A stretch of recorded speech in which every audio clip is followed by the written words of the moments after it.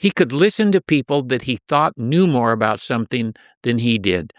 That's a quality that all of our presidents, to put it mildly, have not had.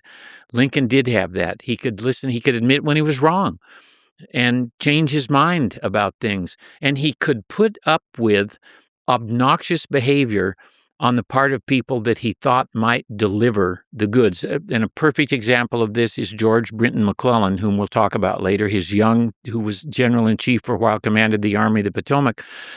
In 1861, Lincoln and his Secretary of State, William Henry Seward, went to McClellan's house to talk to McClellan. Went to McClellan's house. The commander-in-chief goes to McClellan's house. McClellan wasn't there.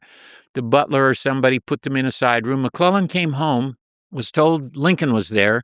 He went upstairs and then told the person who worked for him to go tell the president that he'd be happy to talk to him some other time. And so Lincoln just left. He never went back to see McClellan again. Didn't pitch a fit, filed that away. Okay, McClellan's an ass, but I think he might win the war. I mean, he had that ability to do that, to put aside that kind of behavior on the part of someone if he thought they would deliver. He just has a number of qualities, I think, that are very unusual to find in someone. And as you say, he did have depressive moments, and we talk about what bad days presidents have now. Lincoln would have said, I'll take that president's worst day every day rather than the days that I get, for the most part. I mean, it's hard to imagine the burdens that he carried. And at the right time, with just a handful of words, express something that no military could possibly do. Explain what the war was about, why it was worth fighting, what it meant, his second inaugural address. I mean, when people went to hear the president give his second inaugural address on that cold day in 1865, what they wanted to hear, they finally beat the rebel scum from their point of view. Let's have some retribution here. What are we going to do to them? How are we going to make these people who brought this great war pay for this? And what does Lincoln tell them? He tells them, slavery caused it. Everybody knows that somehow that's the truth, and we're all implicated in it. I mean, he didn't tell them anything that they wanted to hear that day, and it took great courage, I think, to do that at that moment, to tell an audience what they didn't want to hear, and he did it in the most eloquent language that any president's. That's the greatest speech in American history, the second inaugural, in my view. With malice toward none, with charity for all, with firmness in the right as God gives us to see the right, let us strive on to finish the work we are in, to bind up the nation's wounds, to care for him who shall have borne the battle, and for his widow and his orphan, to do all which may achieve and cherish a just and lasting peace among ourselves and with all nations. And we're all complicit in this because we all countenanced slavery. I mean, that's all in that one speech. And it's a short speech. The whole speech probably only lasted 8 or 9 minutes. And he also pays tribute to the citizen soldiers at the beginning of it, because he says that the war's going well, and we all know that everything depends on what our soldiers do.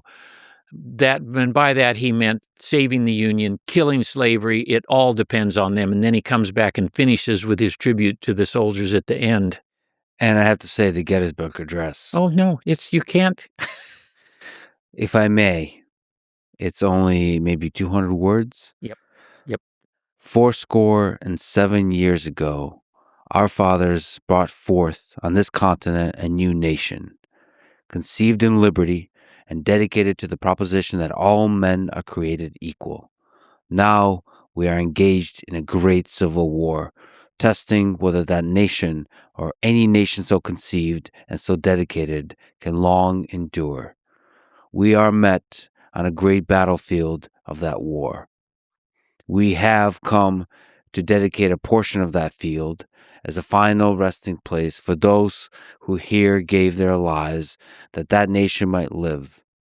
It is altogether fitting and proper that we should do this. But in a larger sense, we cannot dedicate, we cannot consecrate, we cannot hallow this ground. The brave men, living and dead, who struggled here, have consecrated it far above our poor power to add or detract. The world will little note, nor long remember what we say here, but it can never forget what they did here. It is for us, the living, rather, to be dedicated here to the unfinished work which they, who fought here, have thus far so nobly advanced.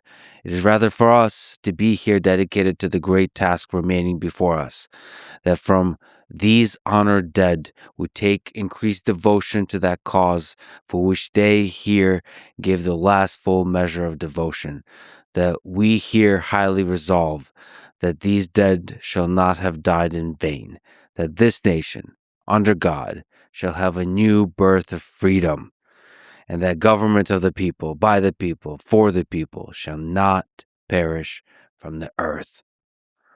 That's a big statement about what this country is about. It's about freedom. And he comes back to, when most people read that, the very last part of it, they emphasize the prepositions: of the people, by the people, for the people. Lincoln, it's not about the prepositions. It's about the people. He earlier in the war referred to this as a people's contest. It's the people that are the key, the people who make up the republic, the people who will derive the freedoms and liberties that it's an amazing, and it probably took you 2 minutes to read that. He was finished before most people knew he had started at Gettysburg. Almost nobody heard him say that. The one thing wrong about it is when he said no one would remember very long what he said there. It's been remembered pretty well.